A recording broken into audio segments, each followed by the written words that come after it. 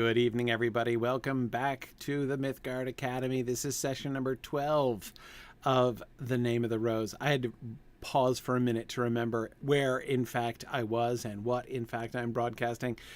Not because I've been broadcasting so much I'm losing track of which broadcast I'm doing, but rather by contrast, because it's been in real time here. It's been the holidays and a bunch of other crazy stuff going on in my house, and I have been broadcasting way less over the last few weeks than I normally do. So let us get back to the Abbey and discover so sneakily, I think, in today's passages here towards the end of day 2, we don't in fact make any progress in discovering anything about the murder mystery, right? The murder mystery moves forward not at all in this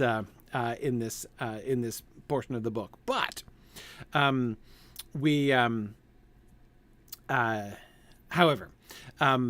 we learn, I think, some really interesting things about it. One of the things I want to draw attention to. So we've been looking at the sort of, crisis of faith. Well, that's not quite exactly right. I mean, faith is involved, but crisis of understanding. Adso is looking for objective truth. Right? He's trying to understand. He is getting, as we the readers, I believe, also are, and I believe are meant to be.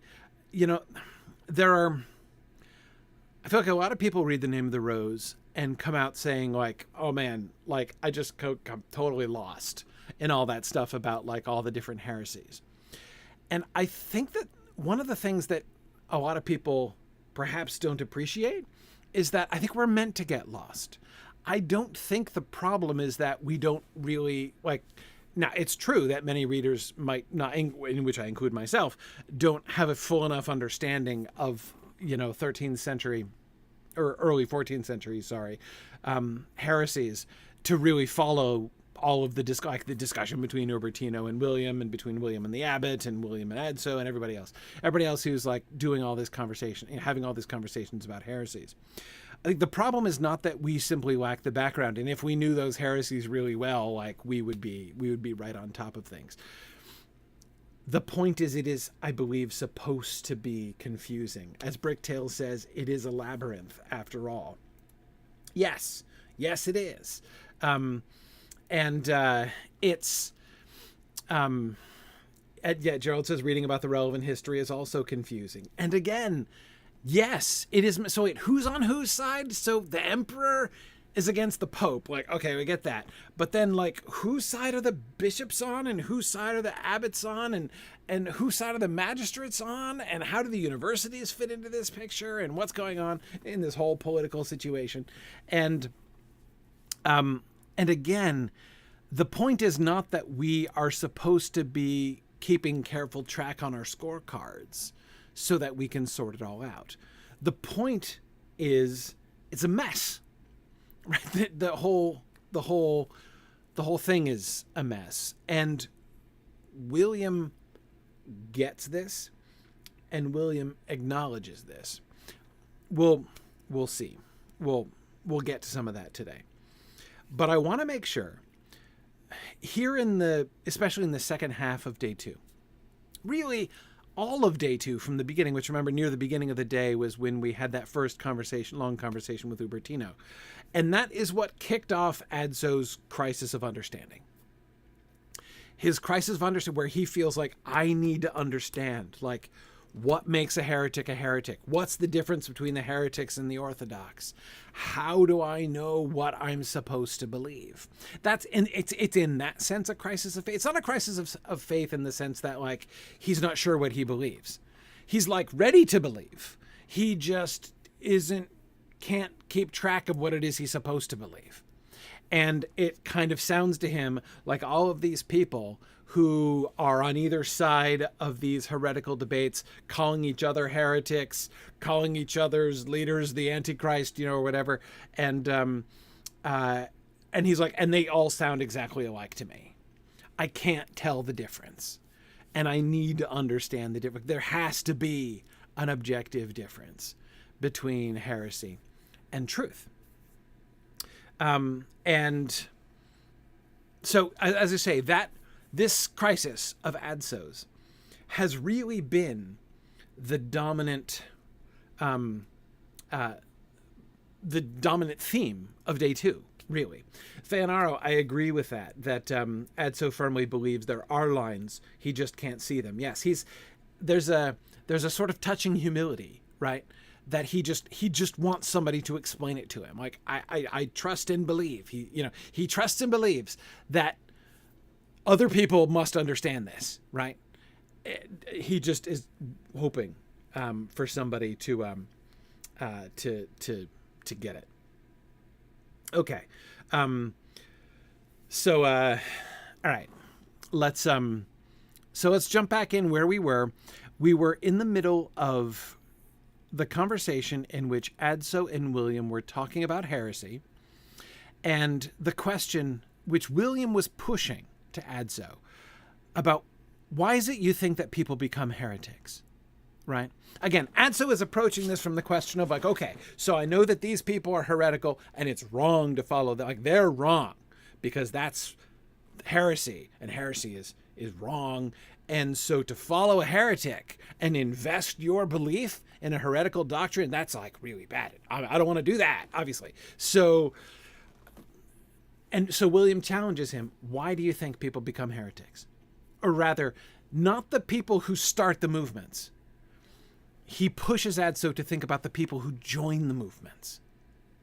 And remember, this came up, we talked about this last time, in the context of how everybody keeps lumping all of them in together. How they keep lumping in like people, like it's not just like these people are heretics, like they all agree in saying like the same wrong thing, and this is like the truth over here.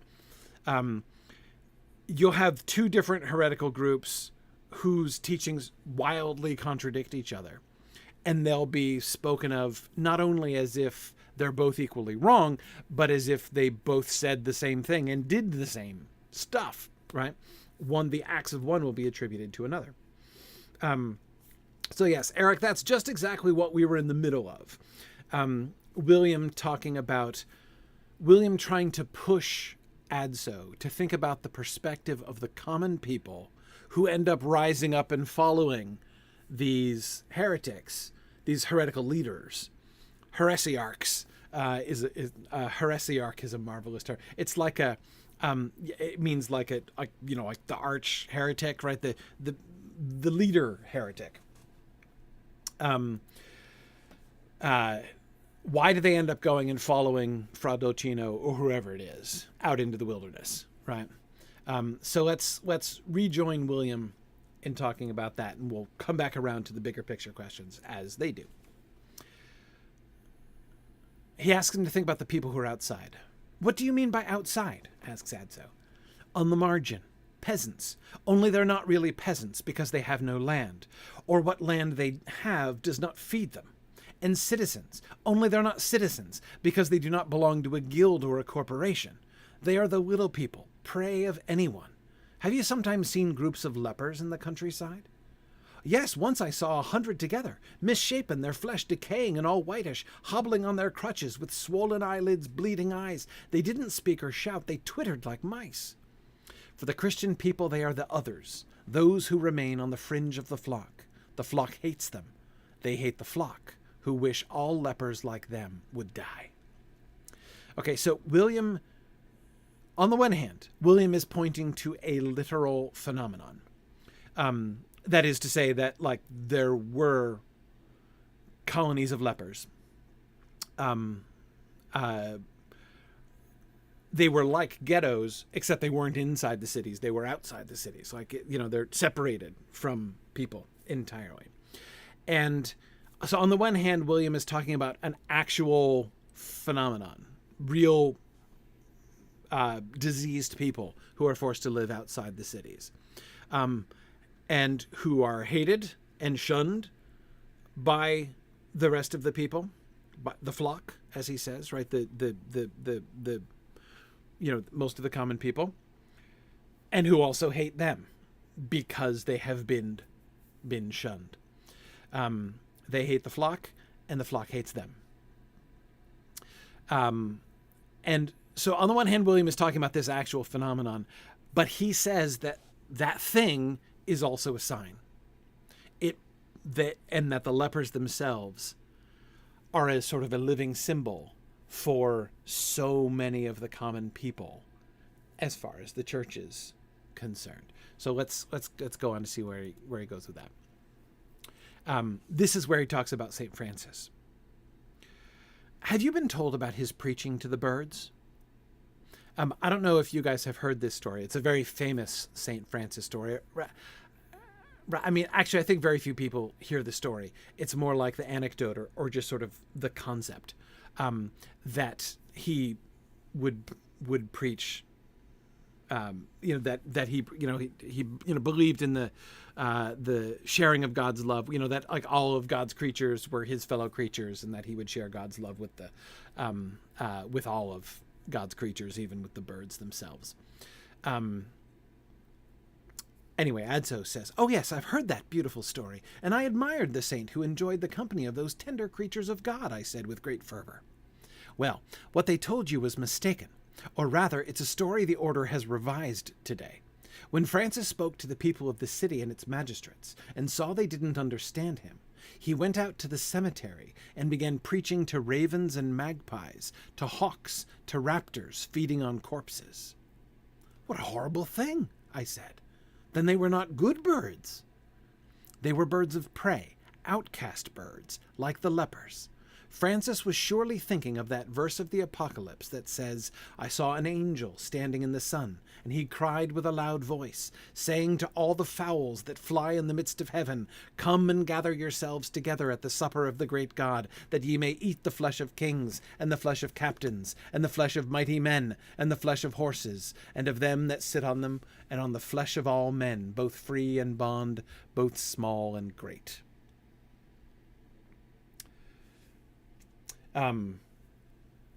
Okay. Gerald says, "Why are the bodies unburied in the cemetery?" I think buried just poorly, basically. Okay. So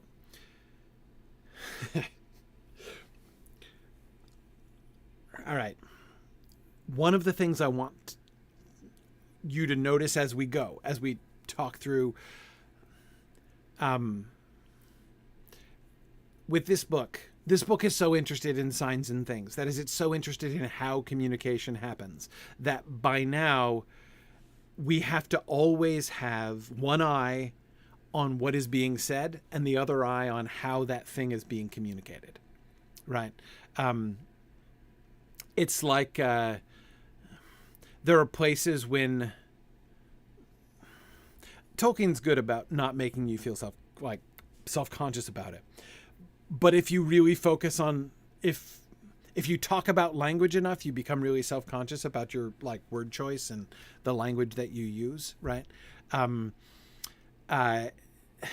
So too here, William is making a point, and I want to make sure that we're following the point that he's making and see its relevance for what's going on with Adso and therefore more broadly with the story as a whole.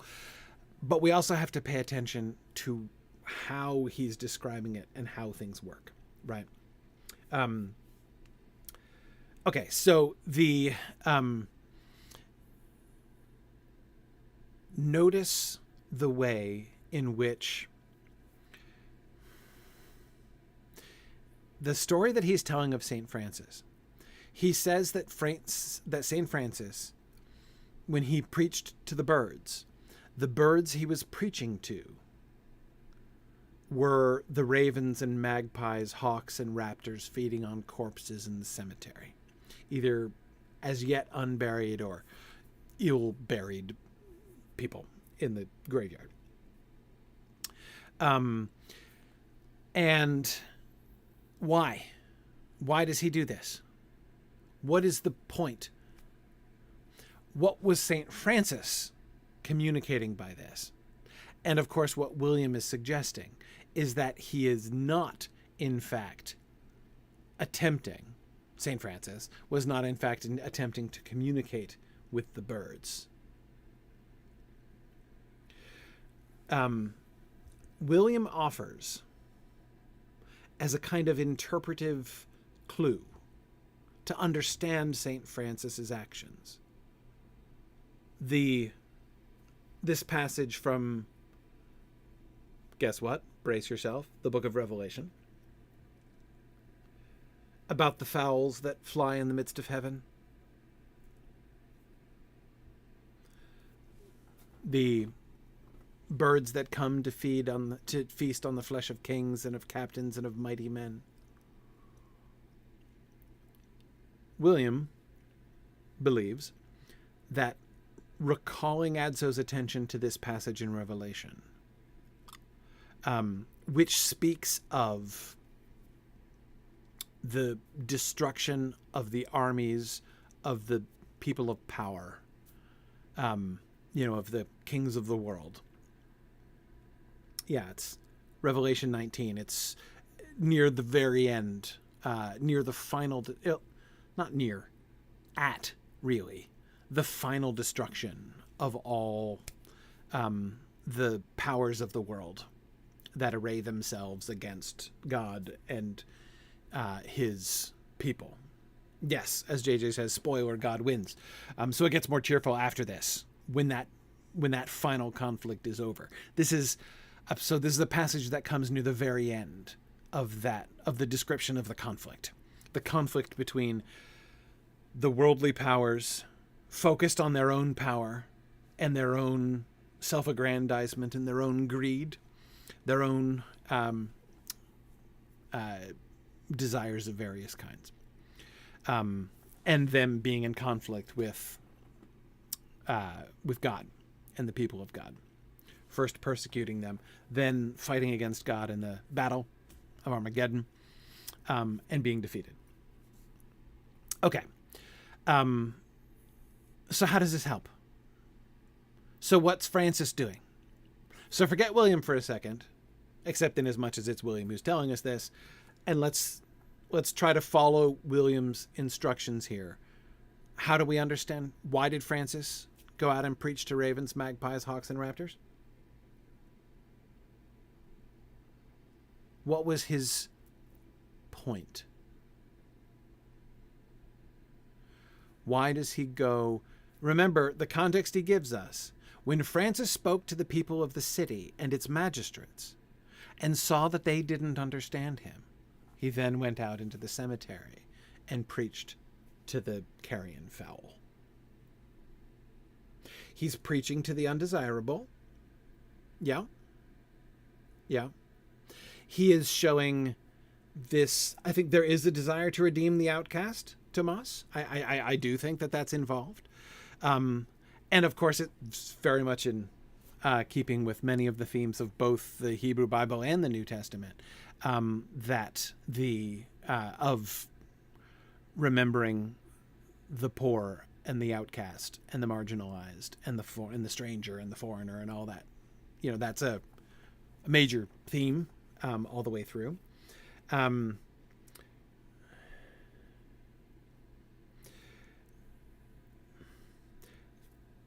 What was he saying, Francis, that is, what was he saying to the magistrates of the city by going and preaching? Because again, I think the implication is not primarily that he is attempting to deliver, in fact, a message to the ravens and magpies and hawks, that he's expecting actually to that experience to be edifying for those actual birds, right? It might, like I'm not gonna rule it out, right? But what's the message to the magistrates? Yes, that the birds are more open to his preaching than the magistrates. Yes, but now let's remember our verses from the Apocalypse here. Let's shift to that for a second. What message does that passage from Revelation have for city magistrates in general?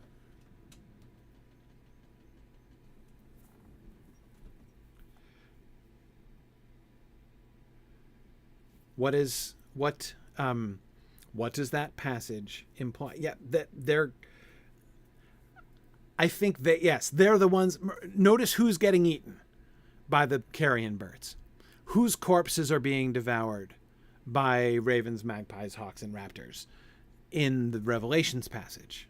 Answer: kings, captains, mighty men. Horses, namely like war horses, right? And horses that pulled chariots and things. That is the military might of those in power, right? Horses and them that sit on them. Then it does broaden it, right? All men, both free and bond, both small and great. But it's the rulers. It's the rulers. That passage from the Apocalypse is foretelling the ultimate end of worldly power. Wait, what I mean by that, it's true in both senses of the word end. I don't mean how it's going to stop, though that's true too. What I mean is the ultimate destination. This is where, if you are on the train, if you're riding the worldly power train, this is the final stop. The final stop of the worldly power train is to have your flesh devoured by the carrion birds at the Battle of Armageddon. Because to be focused on worldly power, to be focused on self-aggrandizement, and in especial to be focused on that at the expense of the poor, is to set yourself in opposition to God.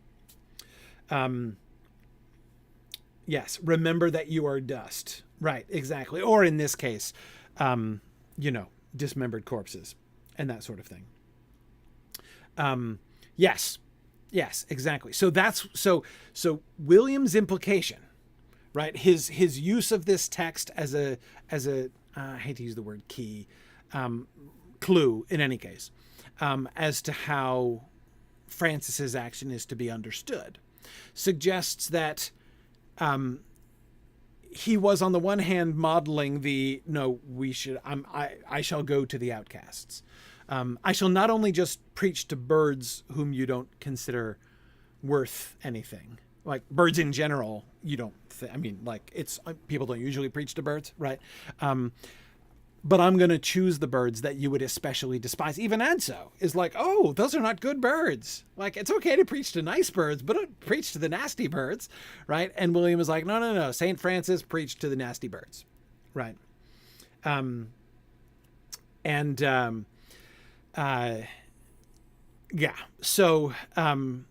the one hand, yes, there is that.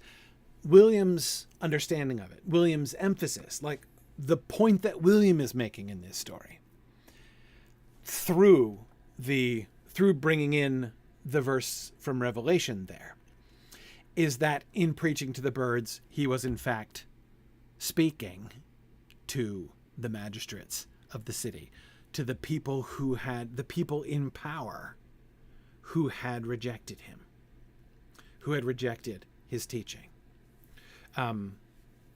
They didn't get it. So he goes out and he teaches to them instead. Okay.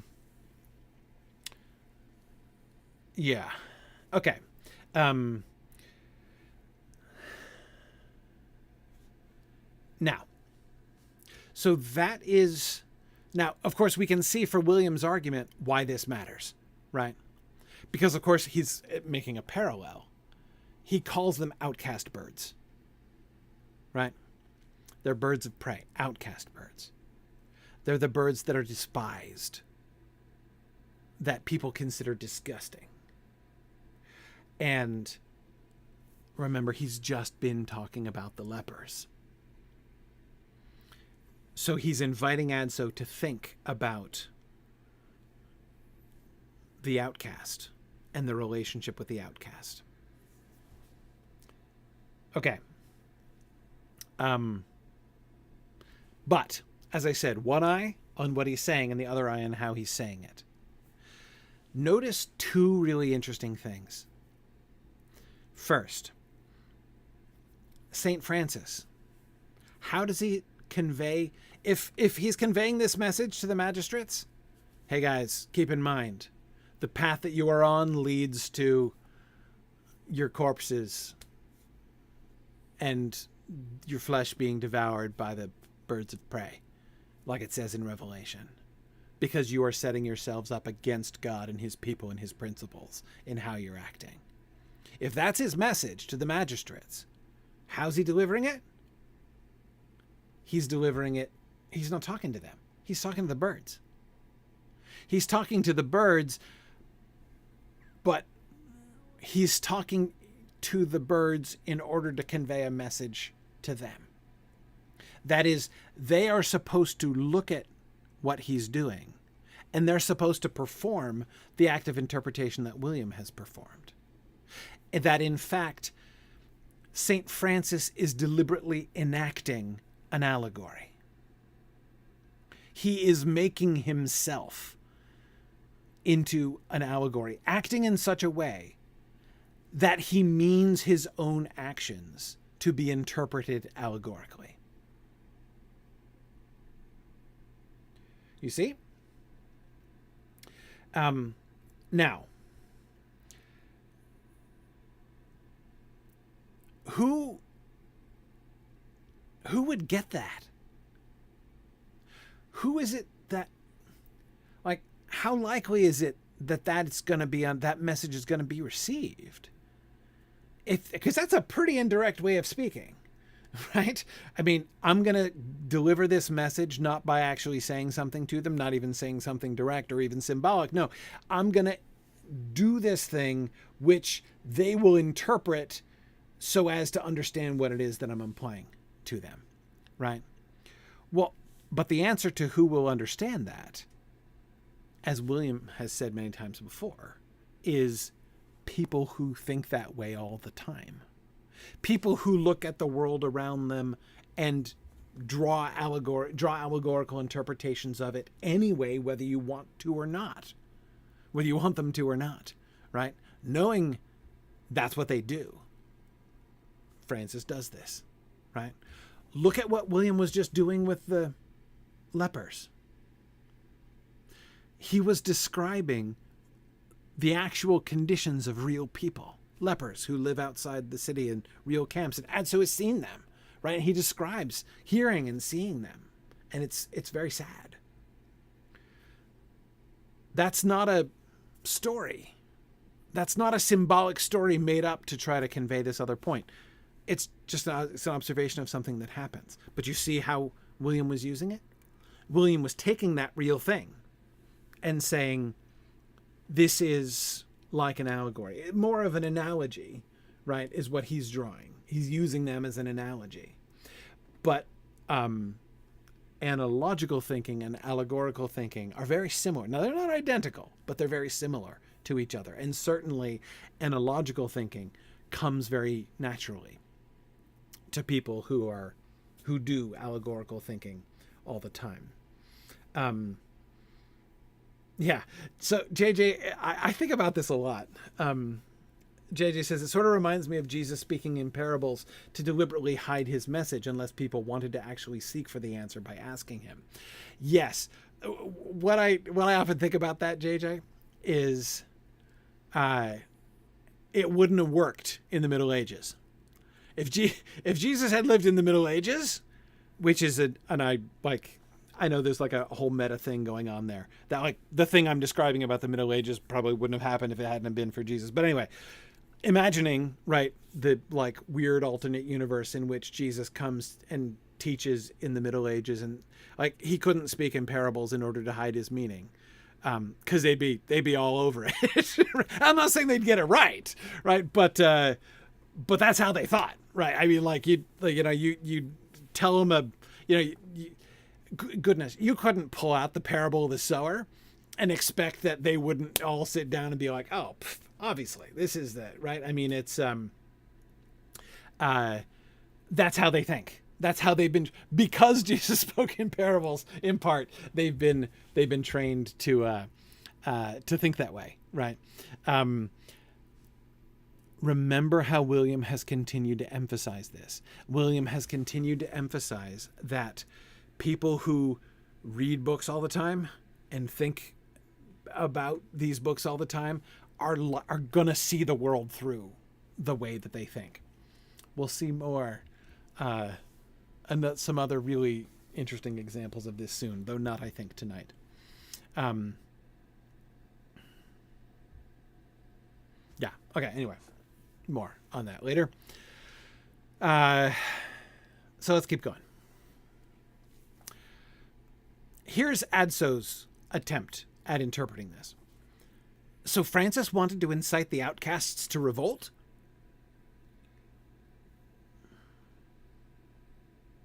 No, says William. No, that was what Fra Dolcino and his followers wanted, if anybody did. Francis wanted to call the outcast, ready to revolt, to be part of the people of God. If the flock was to be gathered again, the outcasts had to be found again. Francis didn't succeed, and I say it with great bitterness. To recover the outcasts, he had to act within the church. To act within the church, he had to obtain the recognition of his rule, that is, of the order that he established. The rule meaning like literally like the rules that he set out for his followers. Not like his reign. That's the word rule doesn't mean that, I wanted to emphasize. From which an order would emerge, and this order, as it emerged, would recompose the image of a circle, at whose margin the outcasts remain. So now do you understand why there are bands of Fraticelli and Joachimites who again gather the outcasts around themselves? There are always outcasts. Francis tried. He does credit Francis with actually trying to preach to the birds, the outcast birds. Because, of course, in another sense, yes, he has a message to the magistrates, but of course, in that other sense, the one that you guys were pointing out initially, he is also genuinely turning away from the people in power to the marginalized. That also, that's another sense in which what Francis was doing, preaching to the crows, was also an allegory in that sense. I'm going to turn and reach out to the people whom you despise, since the people who are comfortable and who are in the middle of the circle, the people who are part of the accepted, since they are rejecting me, I'm going to go to the outside. Does that sound like anybody else? Oh yeah, that's exactly what Jesus did and said, right? That's exactly why he explained that he went around preaching to tax collectors and prostitutes. Same deal, right? And so Francis does the same thing, but Francis didn't fix it. Francis did not, in fact, involve the outcasts. Why? Because he had to work through the church, which means he had to get recognition of his rule, which meant that the Franciscan order would emerge. And as that order emerged, it would become a circle with some on the inside and some on the outside. All systems of people have people on the inside and people on the outside. There are always going to be outcasts whenever you have this kind of defined group, especially when there's political, monetary, military power involved. There are always going to be people excluded. And the excluded people are always going to be ready to follow somebody who has some kind of message of hope. We talked about that from earlier on in their conversation. So then Adso asks, but why do some people support them? He doesn't mean the outcasts. Like, why do some, like bishops or some dukes or whatever, support the... so he's like, okay, I can see why the outcasts, right? Why the peasants who aren't really peasants and citizens who aren't really citizens would follow along behind a heretic. But why do some of the people in power support them? Because it serves their purposes, which concern the faith rarely, and more often, the conquest of power. Here, William says flatly what he's been implying to Adso for a while. Why is Adso so confused in trying to discern the differences, the doctrinal differences, that is, the difference in the teachings between the Orthodox and the heretics? They sound so similar. What's the difference? And William says here, what I've been trying to tell you is it doesn't matter. It's not really a question of the faith. It's not primarily a question of teaching.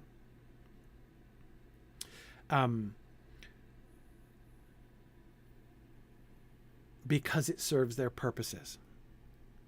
Some bishops, some abbots, some dukes, the Pope, the Emperor will support certain factions and not others, right?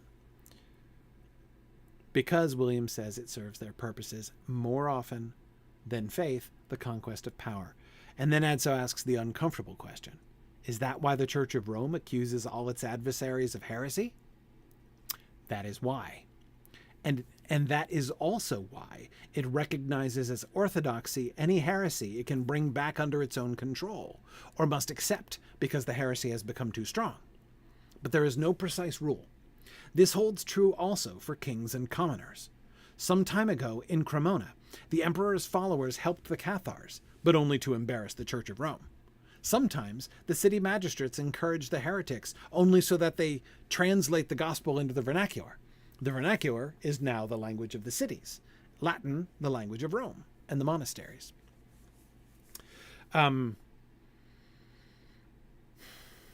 Yes.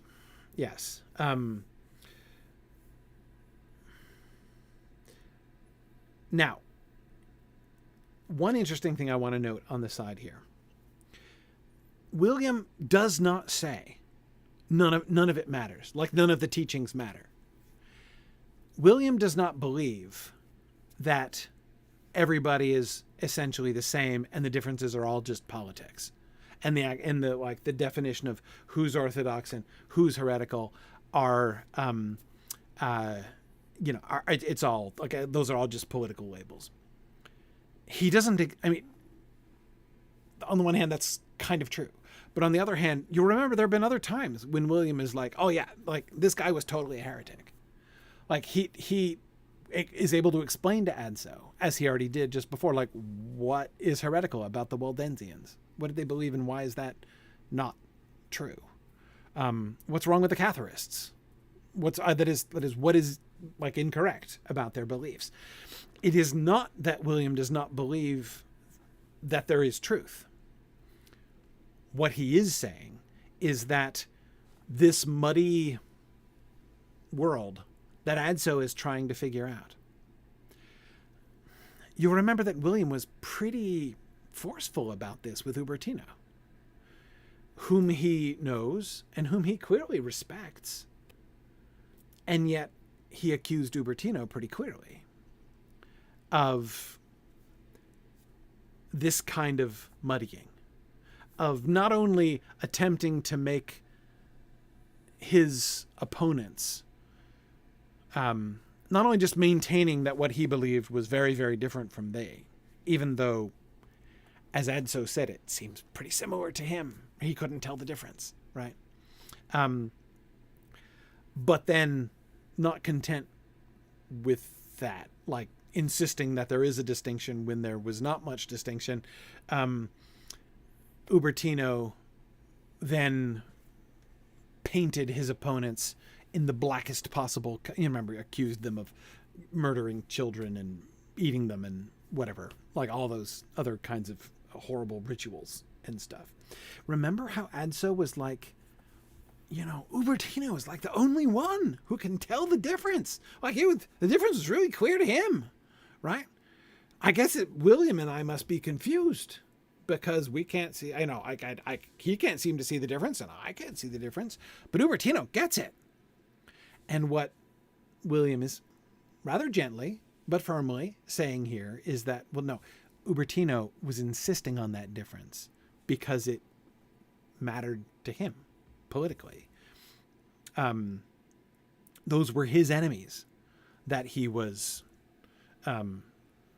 painting in those colors. And that and it is certainly true, or rather I should say, William is insisting that you can't just, again, remember, Adso has been wanting somebody just to tell him, right? He would love to believe that he can simply trust what the church tells him. Those people are heretics and therefore evil. Got it. And those people are correct and therefore saints. Good.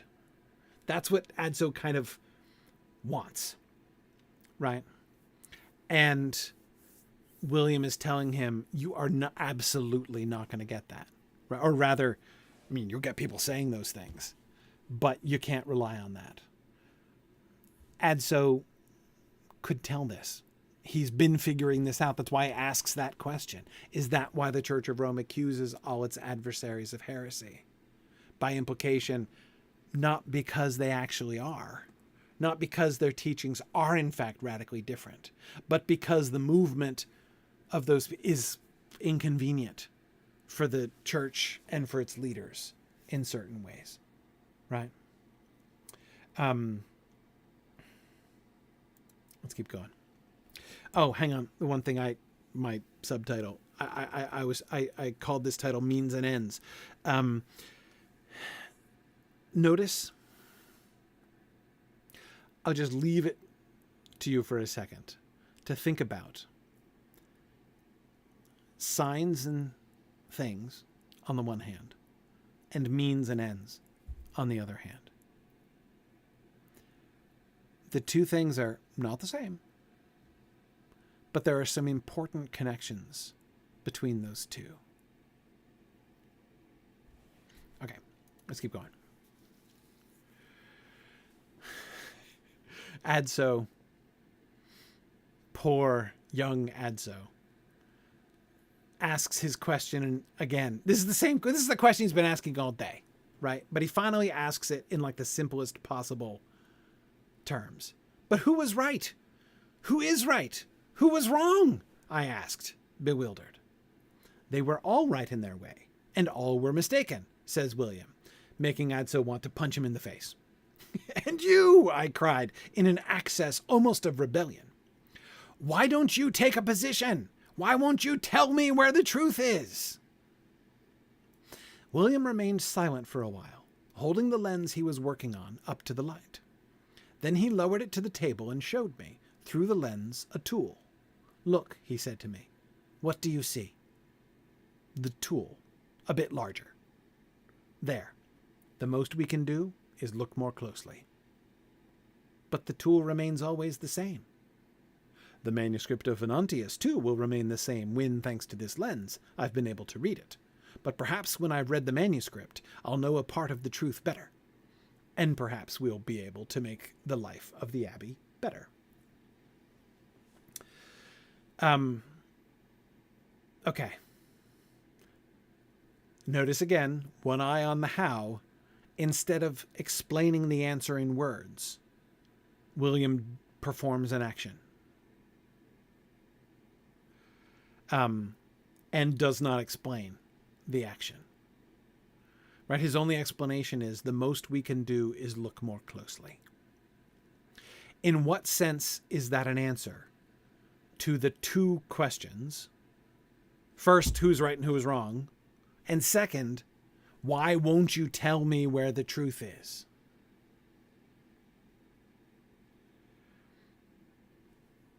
What answer is William giving to Adso? And this is where, by the way, it is now coming back to be very relevant to the murder mystery and understanding what's going on here. And seeing one of the answers to the questions, what would happen if Sherlock Holmes were a medieval philosopher monk instead of a consulting detective in Baker Street in the 19th century? Okay. Yeah. Interesting fan hour. Fan hour says, because the truth lies nowhere at times, but we can get closer to it. Yes. Let me go on. We'll come back to this, but what he goes on to say after this, I think, is really helpful. Adso, in continuing to debate with him, says, so hang on. William has just been saying what matters is the specific knowledge of the individual. And Adso says, but you know that a certain thickness of glass corresponds to a certain power of vision. And it's because you know this that you now can make lenses like the ones you have lost. Otherwise, how could you? So one implication of the lens thing that William does is when, he's one way to understand it. One way in which Adso seems to be understanding him is that Adso is asking about, like, tell me what truth is, right? Tell me about explain to me the ultimate things. So the things that I can then bring down and apply, I can use those things as a lens to understand everything in the world around me, right? If I can just know that, if I can just know who's right and who's wrong, then I'll have a key that I can use to decode the world. But without that key, William, the world is not making a lick of sense to me right now.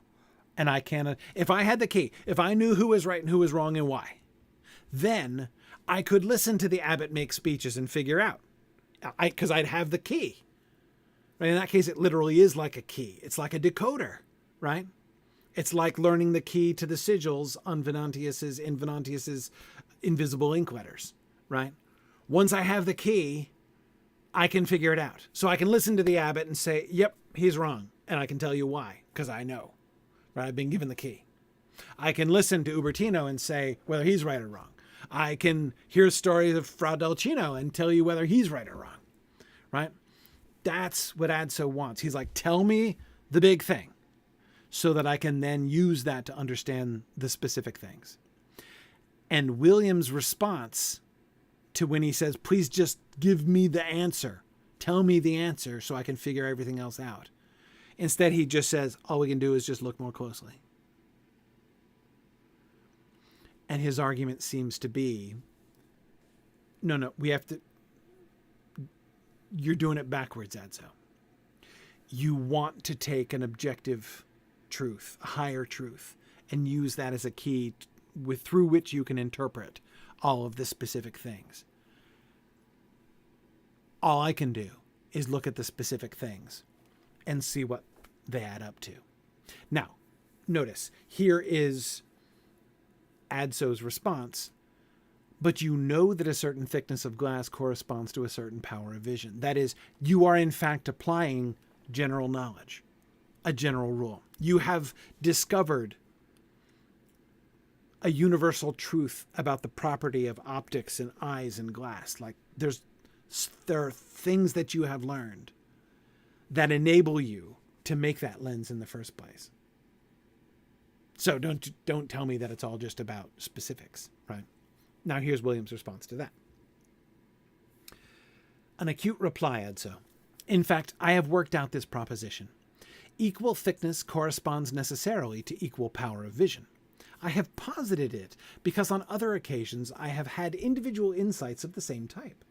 To be sure, anyone who tests the curative property of herbs knows that individual herbs of the same species have equal effects of the same nature on the patient, and therefore the investigator formulates the proposition that every herb of a given type helps the feverish, or that every lens of such a type magnifies the eye's vision to the same degree.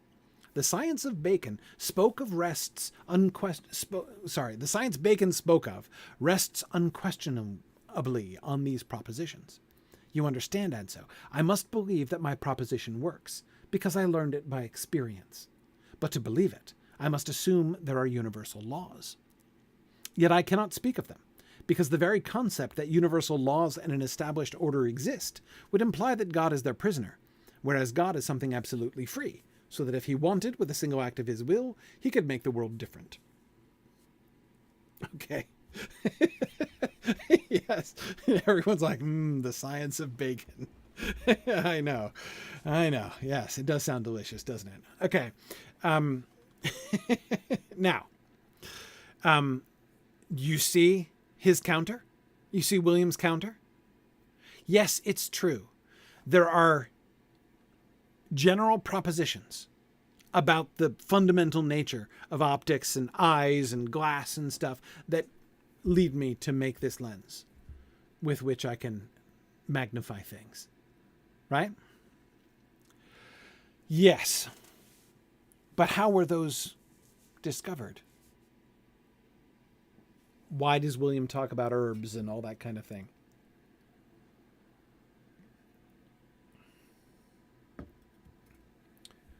Yeah. As Bricktail says, science starts with observation. Yes. By making observations, specific observations, and drawing conclusions from the patterns one sees in observations. First, you begin with inductive reasoning, observations, and then the larger pattern. And that then, after further observations, becomes something like a universal law.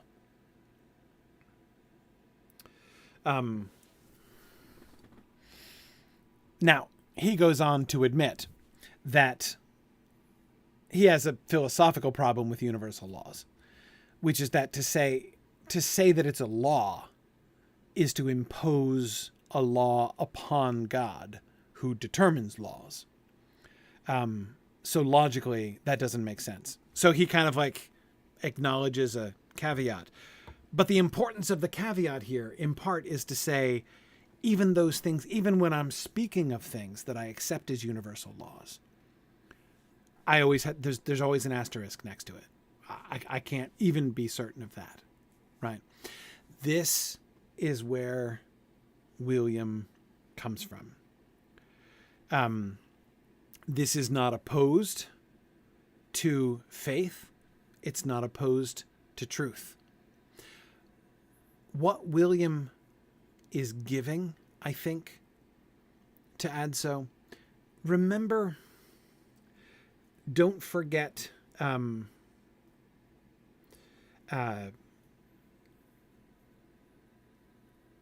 yeah, exactly. Eric, as he goes on to explain, he's been influenced by Occam, who's a nominalist. Yeah, exactly. And I don't want to get too deep in those. I don't want to get deeper in those waters than William pushes us, though he does talk about that coming up here. But I know it's hard. I've been trying not to Eric. I've been trying not to get just start lecturing about nominalism and stuff. I'm trying not to, because one of the reasons is that I want to keep the focus. I know it's already going pretty deep. I want to keep the focus on where the text is keeping our focus. So anyway,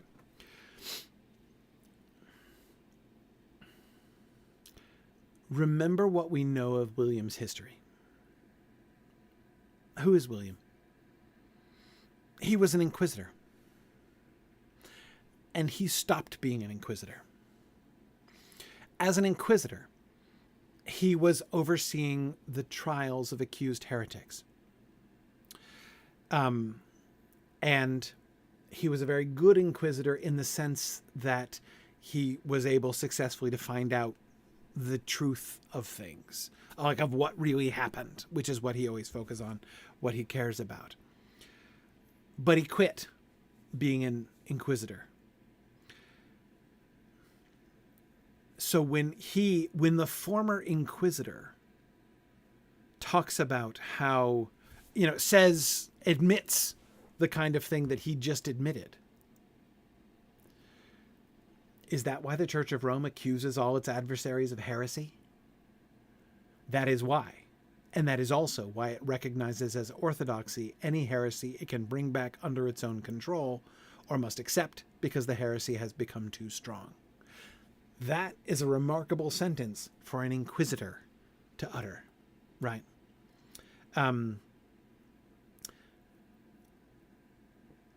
He came to a personal crisis where he realized he is not going to play this game.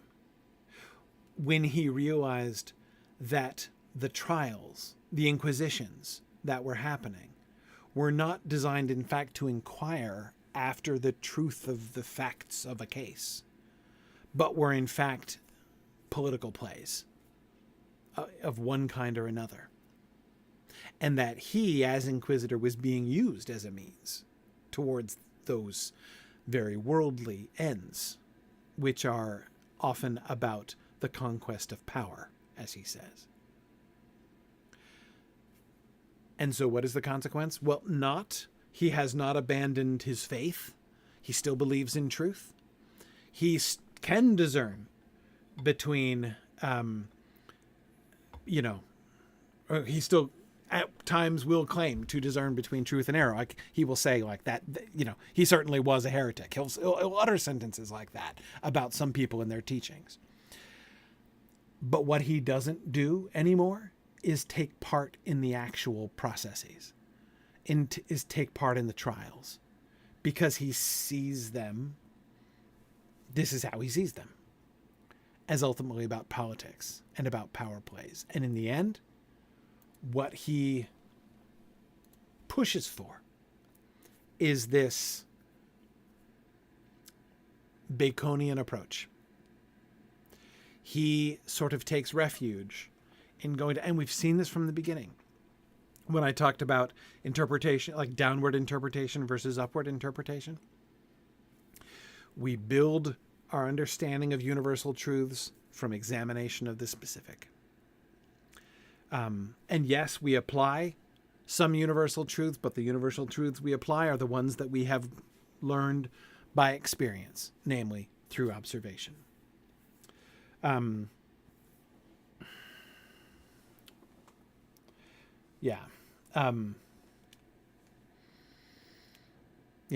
you're right, Jackie. He doesn't allow the failings of people to push him away from his faith. Jackie says, sounds like Tolkien in letter 250.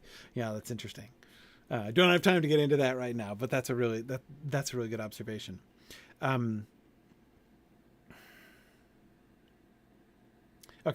let's keep going.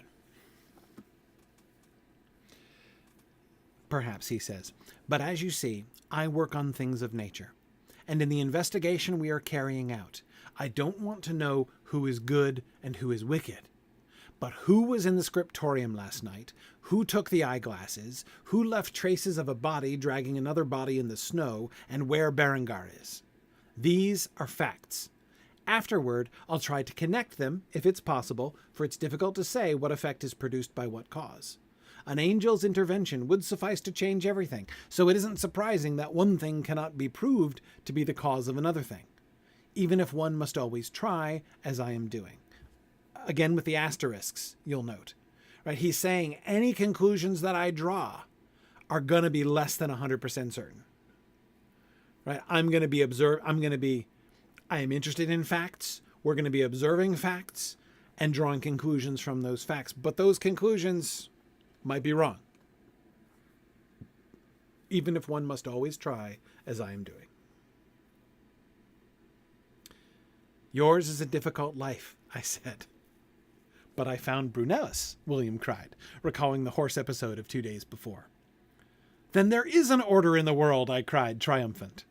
Then there is a bit of order in this poor head of mine, William answered. Like Sherlock Holmes, William is not shy about singing his own praises, right? But I found Brunellus. Remember, again, even at the time, when he was asked in that very, Holmesian, or I guess that very Watsonian way, right, by Adso, astonishing, Brother William. How did you do it, right? How did you possibly know? It's like you knew exactly everything that was going on, right? Even then, back then, William explained, I didn't know. That was, like, the balance of probability suggested that all that stuff was, like, he deduced it. But he hadn't been positive, and was delighted to turn out that he had been correct, right? Yeah, 2 days ago for them, 6 months ago for us. Yeah, fair enough. Fair enough. Yes, yes.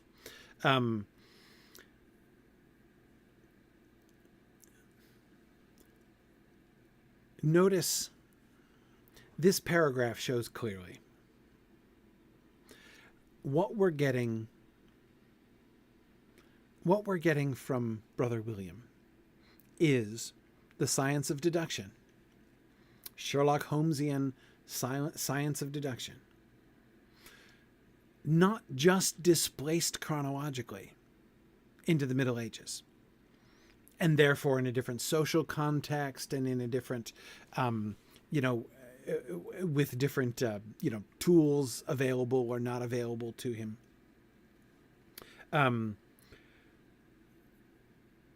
But through an entirely different mind. Umberto Eco is not just asking the question, what would it be like if Sherlock Holmes lived in the 14th century? He is asking, what would happen if Sherlock Holmes were a 14th century, Franciscan philosopher?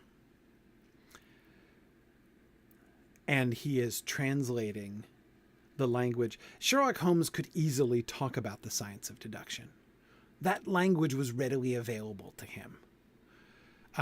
The novelty of Sherlock Holmes' approach, I mean, like from his perspective, right? The novelty of Sherlock Holmes, what he contrasts, how Sherlock Holmes contrasts his own approach to the approach of people like, like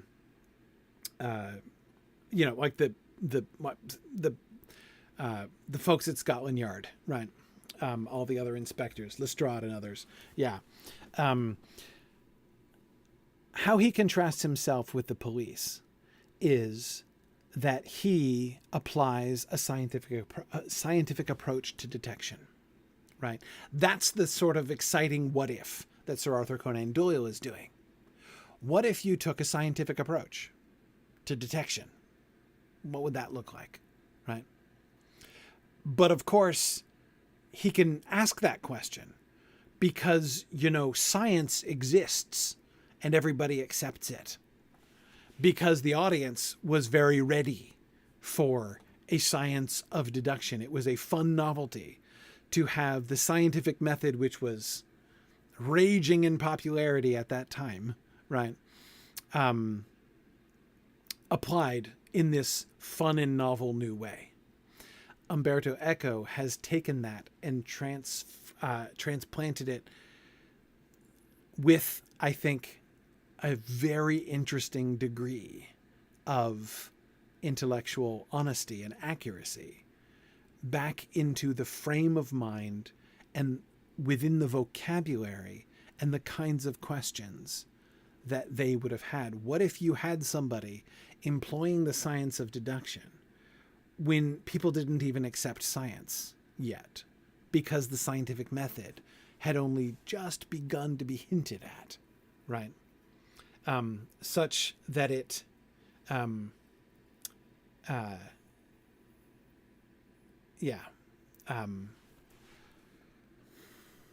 anyway, that I think is a really fascinating thing, and it helps us to understand, this book is a very dense, rich, and interesting book. Because just like I've been saying, when people are talking like this book has instructed us to have one eye on what they're saying and one eye on how they're saying it, to be thinking about their forms of communication and how their signs and words and symbols are working and all that kind of stuff. Similarly, this is a detective story. This is a mystery, a detective mystery, which is fundamentally interested not in whodunit, but in how it is one can come to know who done it, right? It's the very apparatus of logic and deduction and observation and intuition and analysis that is the primary focus of this story, right? Yeah, Jackie, as you say, we've got a backstage pass. Yeah. And this is why this book seems to, from a pure mystery standpoint, if we just think of this as a detective novel, it's fairly slow going, right? I mean, we haven't made much progress on the mystery or had what seemed to be any obvious clues to the mystery in quite some time, right? But that's not primarily, certainly not exclusively, what this book is interested in. In a sense, the very premise of what if Sherlock Holmes were a Franciscan philosopher of the 14th century is itself a premise that helps us to explore how do we know things, right? How do we know things and how do you communicate things?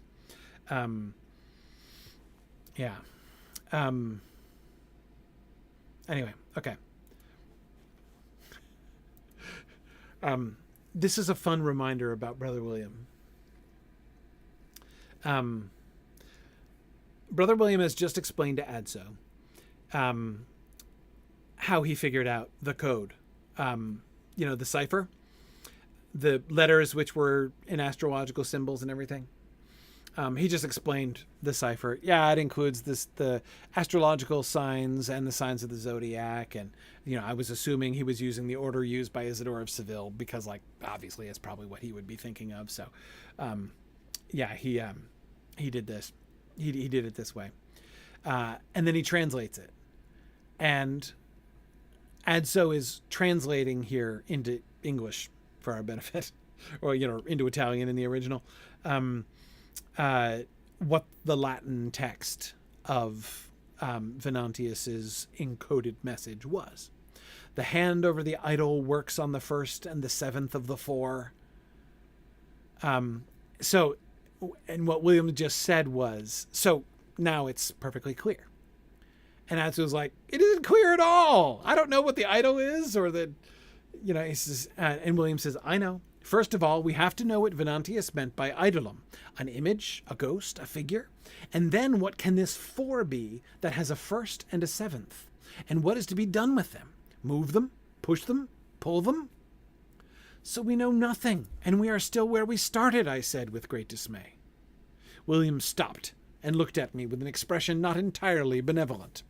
My boy, he said, you have before you a poor Franciscan who, with his modest learning and what little skill he owes to the infinite power of the Lord, has succeeded in a few hours in deciphering a secret code whose author was sure would prove sealed to all save himself.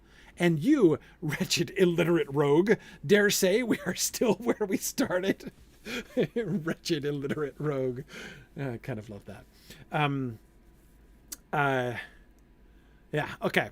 So William is offended, and Adso will say in the next paragraph that he can tell that he's offended William's vanity, right? By implying that William's accomplishment was not very much, and Adso goes on to say, oh no, of course that was totally brilliant and everything. Fool of an Adso, says Maureen.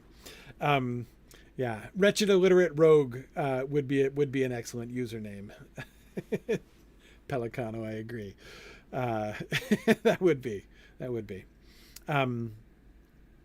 Anyway, so yes, on the one hand, it shows us that William, for all his considerable humility, and remember also that has been one of the things that I've been pointing out about the difference between these two different interpretive systems, the downward interpretive system and the upward interpretive system from the beginning, is that the downward one, the upward one, starts on a foundation of humility.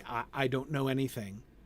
I must make observations and try to piece things together without assuming I know what the answer is. The downward interpretation works by first knowing the truth. And then, because you already know the main answer, therefore you know how to interpret the other things. That latter version, I know, feels really weird to us. Like, it sounds like who would do that and not realize that they're being ridiculous in doing that? Answer: all of medieval exegesis. That's explicitly what how St. Augustine teaches is the correct way to read the entire Bible. And I will say, by the way, I don't think Augustine is completely wrong. This is not a time to have a long discussion about St. Augustine's De Doctrina Christiana, on Christian teaching, or on Christian doctrine, as it's often translated. But anyway, still, there are times when that downward interpretation works. But Williams is premised upon this sort of this humble insistence on ignorance, right? I don't know anything. I can only observe and draw conclusions from that. And yet, though his method is based on humility in that sense, he's also kind of arrogant about his own ability.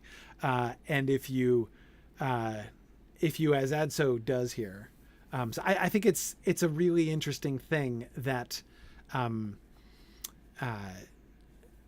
by having Adso screw up, Echo shows us one of William's character imperfections here. But in addition, there's another larger point here too, and that is Adso's dismay that we still know nothing, and we are still where we started, is of course not fair. Not only does it, disregard the very hard work and excellent work that indeed William has just done, but also it betrays primarily impatience on Adso's part. That's the other thing about this bottom-up kind of interpretation. Remember the abbot's continual impatience as well, when he keeps coming to William and saying, "So, come on, who did it? What are the answer to all my questions? Who killed everybody? Where's Berengar? Why do you not have answers to these questions?" And William is like, "I'm still trying to get data, which would be greatly helped if you would let me into the library," right? But anyway, the abbot is impatient for other external reasons as well. He's under pressure. But Adso's impatience here, the process of building things upwards, of doing that upward interpretation from specific to general, instead of taking the general rule and just applying it to the specific. The upward one is way slower and much more laborious. But he's doubly wrong when he says we know nothing and are still where we started. No, they haven't arrived at the answer yet, but they have made progress. Because now William, he has already been able to follow how Venantius was thinking when he made his cipher. And so now he's already deciphered the cipher. Now he just has to decipher the riddle, right? Adso isn't actually illiterate. Eric, I think that's more likely what he's suggesting, that he's not reading the situation right. It's an exaggeration. It's a deliberately insulting exaggeration. Also a certain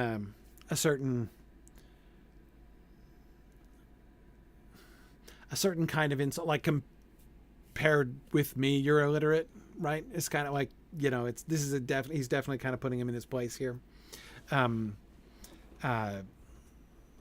Yes. I also don't think he's being completely serious. Like I think there's a certain amount of hobbitry involved in that. Yeah. Anyway. But again, Adso, why does Adso give voice to despair there? Because he's not used to this kind of process.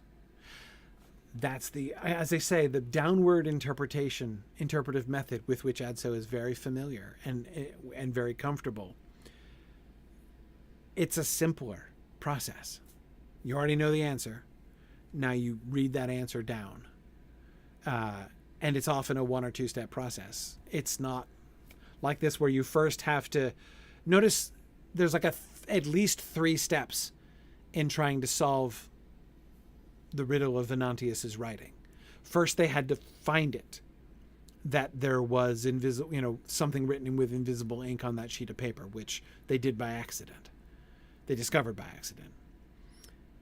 So that was the first thing that had to be solved. Then they had to decode it. Now they have to solve the riddle that is made when it's decoded, right? So they're actually like 2/3 of the way there, probably. So not only are they not where they started, they're closer to the end than they are to the beginning, but it still feels to Adso like they're nowhere because they're still blundering about. And that's not normally how it works. Not if you go top down. All right.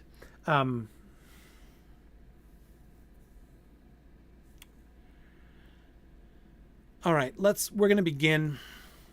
We're not going to finish Adso's conversation with Ubertino, of course. But Adso, after this long conversation with William, is still not quite content. So he's going to go back to the beginning. He's going to go back to the first conversation that started his confusion. He's going to go back to Ubertino and ask if... try to get First of all, he's going to try to get the story of Fra Dulcino, because nobody will tell him the story of the terrible heretic Fra Dulcino, and he hopes Ubertino will. But I think there's still, he's trying to get out of Ubertino. What is the difference? He's still hoping there's an answer to who's right and who's wrong. Surely Ubertino will tell him who's right and who's wrong, and will be able to explain why, right? Holy Father, I said to him, may I ask enlightenment and counsel of you? Ubertino looked at me, and taking me by the hand, rose and led me to a bench where we both sat. He embraced me tightly, and I could feel his breath on my face. Dearest son, he said, anything this poor sinner can do for your soul will be done joyfully. What is distressing you? Yearnings? He asked, almost with yearning himself. The yearnings of the flesh? No, I replied, blushing. If anything, the yearnings of the mind, which wants to know too many things. And that is bad. The Lord knows all things, and we must only adore his knowledge. But we must also distinguish good from evil and understand human passions. I am a novice, but I will be a monk and priest, and I must learn where evil lies and what it looks like in order to recognize it one day and teach others to recognize it. This is true, my boy. What do you want to know then? Okay.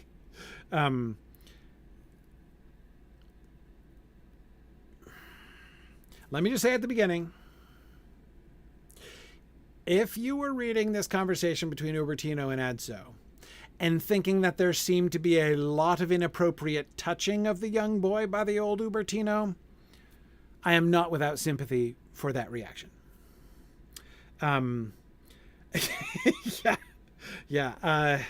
It's yes. I'm just saying, I don't think you're wrong. I don't think you're reading something into the text that is not there.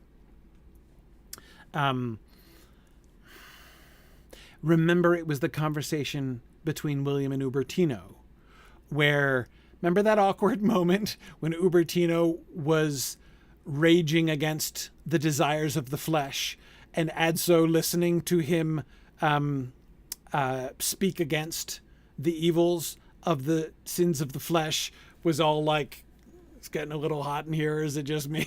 Right. And we had that conversation at the time about how this was a classic problem. How do you talk about sexual sin without inciting sexual desire? This is a problem. This is a challenge. Yeah, Ubertino has a couple issues. I agree with you, Galvin. Yeah, exactly.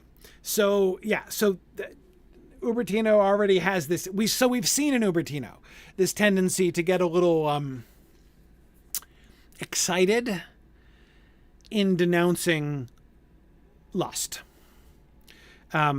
which again Adso found a morally awkward situation before. So that's already happened.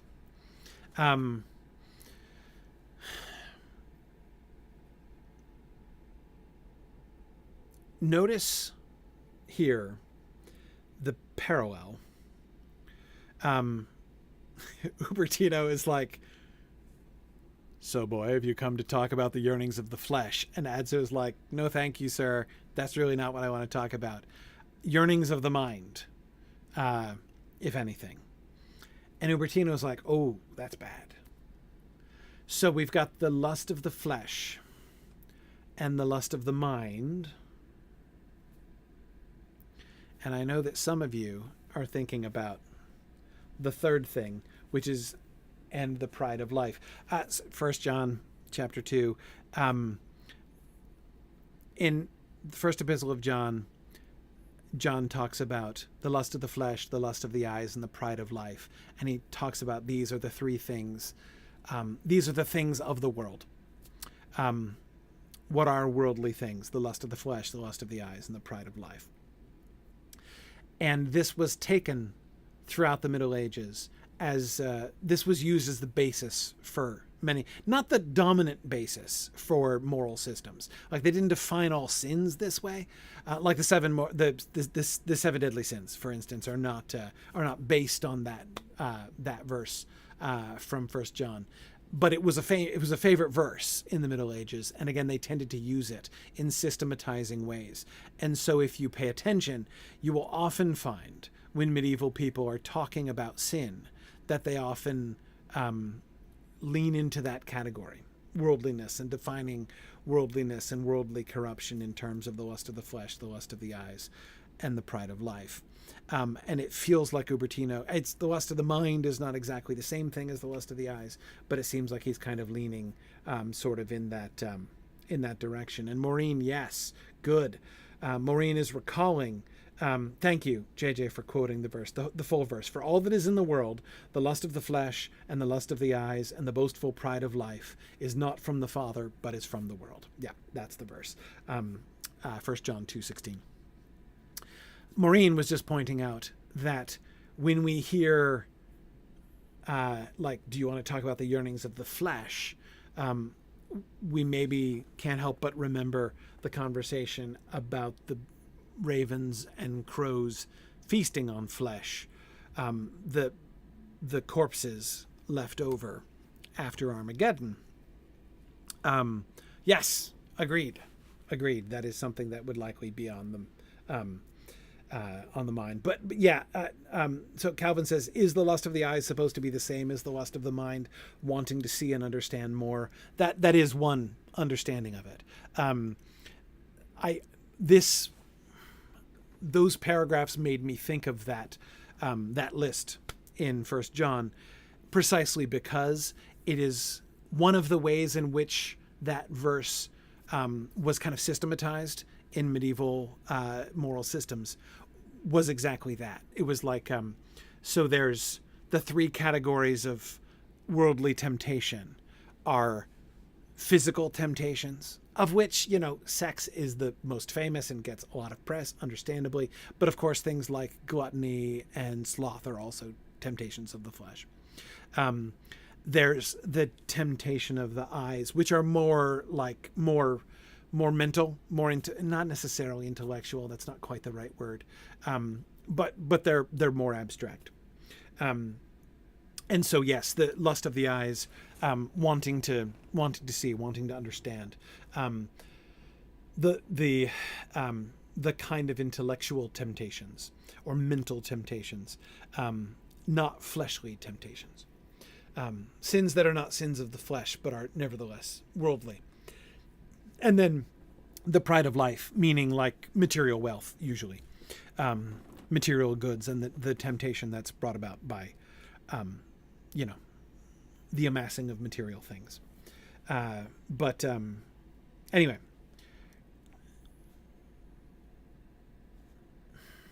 okay. We'll stop after this.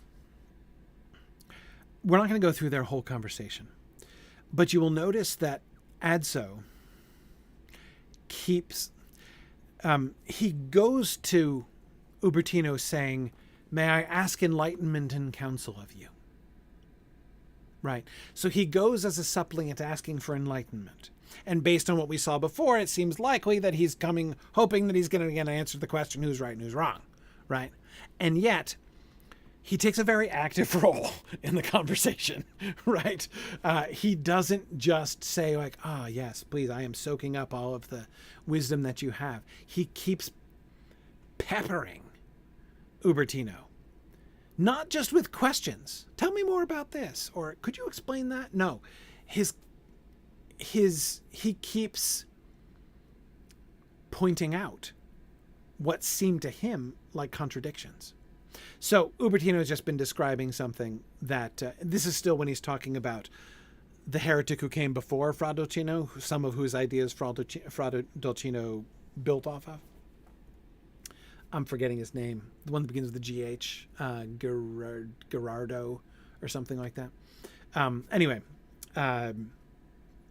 it's still in that context. So he's describing some of the heretical things that Gerardo, or what's his name, said.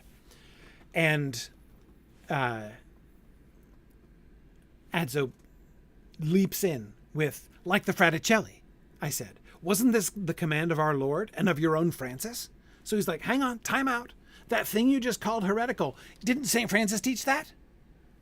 And the Fraticelli who followed them? And like you're one, kinda, right?"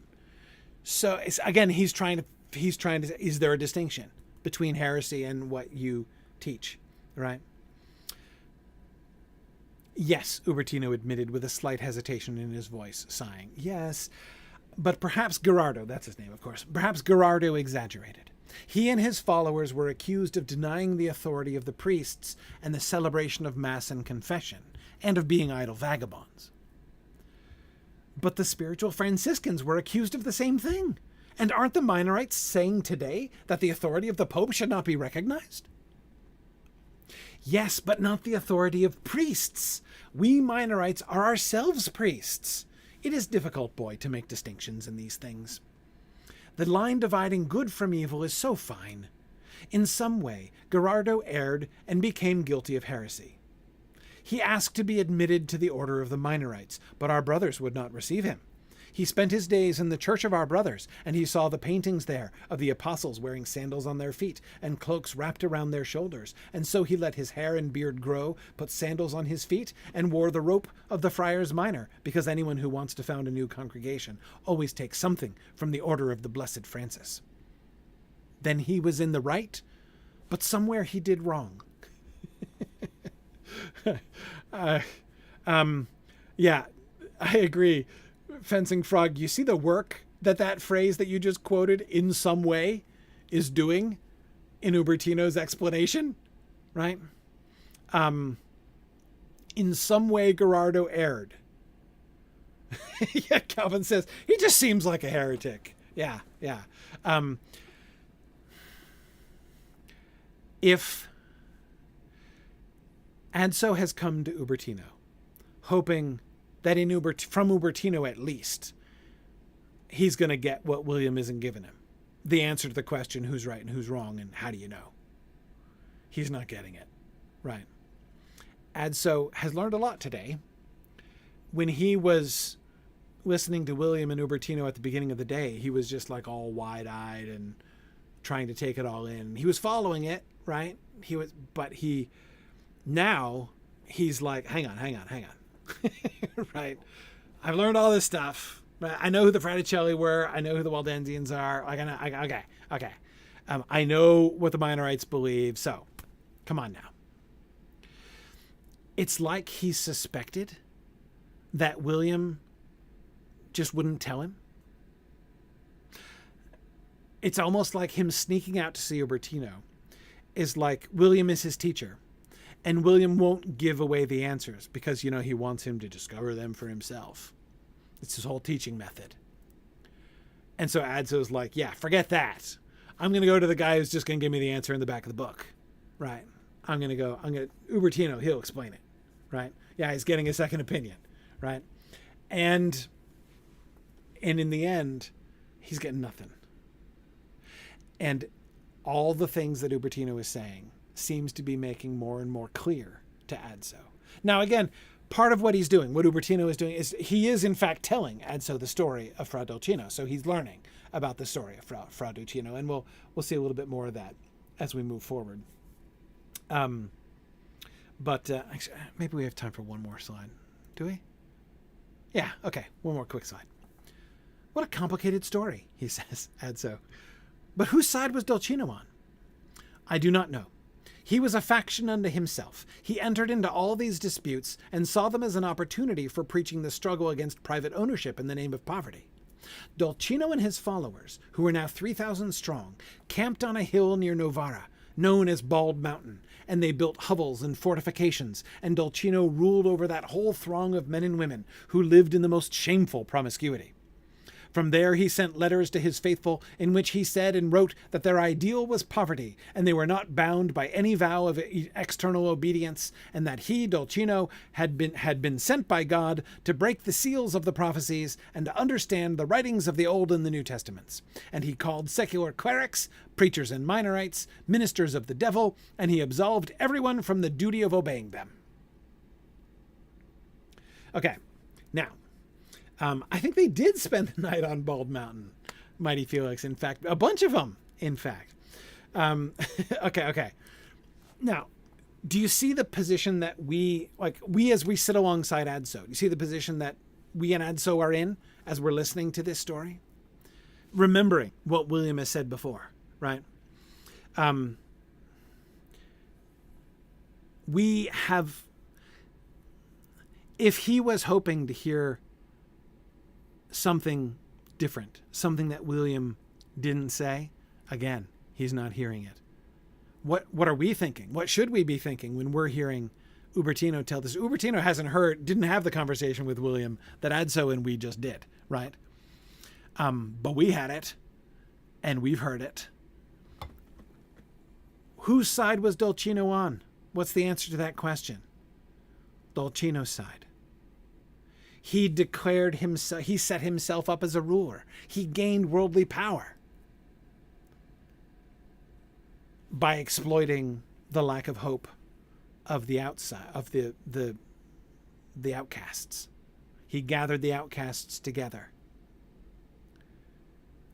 and established his own rule by banding them together. Why was he branded a heretic? Because he directly threatened, indeed directly challenged, the church and its authority. He called the secular clerics and the minorites ministers of the devil. And he absolved people from the duty of obeying them. So, you think that priests were against him? Yeah, I think they probably found that heretical, right? He wasn't altogether on anybody's side because nobody was altogether on his side. Well, except there was one person on his side, him, right?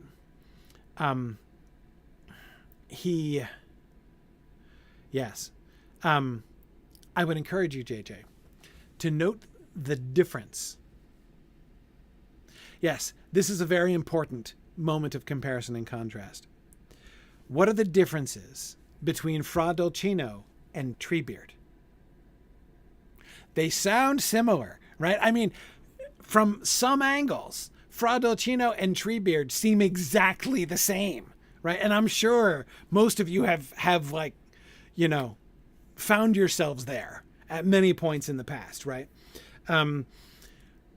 But in fact, there are differences between Fra Dolcino and Treebeard.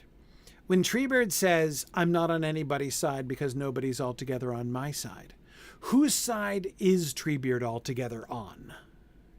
He immediately follows it. He immediately points to it in the next sentence, right? Nobody cares for the trees like I do, right? He is not on their side because they're not on the side of the trees. Treebeard isn't in it for himself. He's in it to protect the trees. Fra Dolcino, is he in it for the outcasts? Because nobody was altogether on the side of the outcasts? So here, finally, in Fra Dolcino, we have somebody who, like Francis, is preaching to the outcasts? No, Jackie, I agree. Based on Ubertino's story, it sounds very much like he's using them. Yeah. But wait, there's more. Look at the language that Ubertino uses, the way in which Ubertino colors his description when he's describing them and their activity. Dolcino ruled over that whole throng of men and women who lived in the most shameful promiscuity. Wait. Really? You sure? How do we know that? Because he had a woman as one of his lieutenants? And then remember Adso's answer to that? He's like, but, sir, excuse me, didn't you have a close relationship with a sainted woman also? And he's like, different entirely, right? Yeah. In other words, even so is Dolcino a great guy? No, Fra Dolcino does not seem like a great guy, right? He does not seem to be a hero here, but somebody who's exploiting the outcasts in order to gain his own power. But at the same time, the accusations being hurled at him by people like Ubertino, who lived in the most shameful promiscuity, maybe not, right? Remember, this is the guy who was telling the stories about them killing babies, right? People killing babies, who William was like, dude, you're plagiarizing that story, remember? Anyway, we not only see him describing exactly the situation that William described about the outcasts, about the political motivations, both for the heretics, for the heresiarchs, like Fra Dolcino, and the church who condemned them as heretics. But we also even see the way in which the whole characterization of them and the whole, like the accusation. Why does he believe that they lived in the most shameful promiscuity? Is there evidence? Does he cite evidence? No, it seems more likely. And again, this is what we saw before in the earlier conversation with Ubertino. It was that downward interpretation. They are opposing us and our power. Therefore, they are heretics. And since they're heretics, they must act like this, because that's how heretics act. Ergo, they are guilty of the most shameful promiscuity. That's the kind of downward interpretation gone very askew. And it's the kind of downward interpretation that was fueling the Inquisitions. And that's why William quit, because that's what he was not willing to do. Though Ubertino was, and did in fact torture confessions out of people and have them executed for what they confessed in exactly this way before, as William was taking him to task for in their earlier conversation. Yeah. So, okay. In other words, in his conversation with Ubertino, Adso seems to find, he does not find the answer to his question. And in fact, the whole conversation with Ubertino seems more or less to confirm all the things that William was just telling him. And poor Adso seems left with the conclusion that, as incomplete as was William's explanation, there might not be a better one. Okay, next time. Oh. Next time, the unexpected sex scene. Yes, the unexpected sex scene. Now,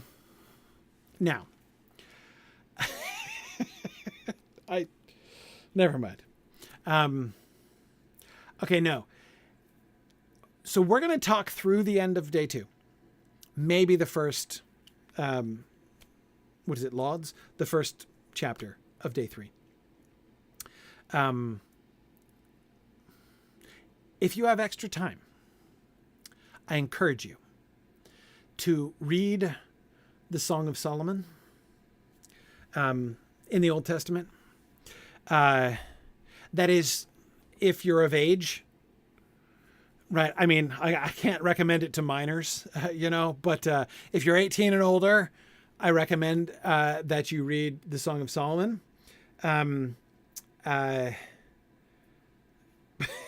But yes, just treat yourself to a reading of the Song of Solomon this week, because it will help. It won't entirely explain, but it will help to explain what happens with that. So, okay, yeah.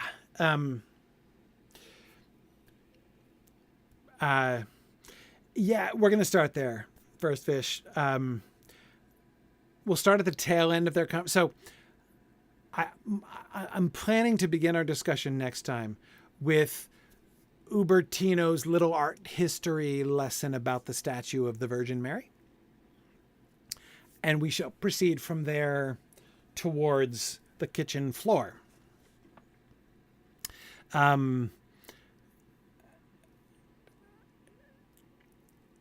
Remember, I've said in conversations we need to have one eye on what people are trying to communicate and the other eye on how they're communicating it. For this next section, I urge you to do that not just with how people say things, but with the narrative itself. Anyway, okay. Whew. All right, so yeah, that's next time. All right, thanks everybody. Looking forward to our next discussion. Thanks everybody. I'll see you guys next time. Bye now.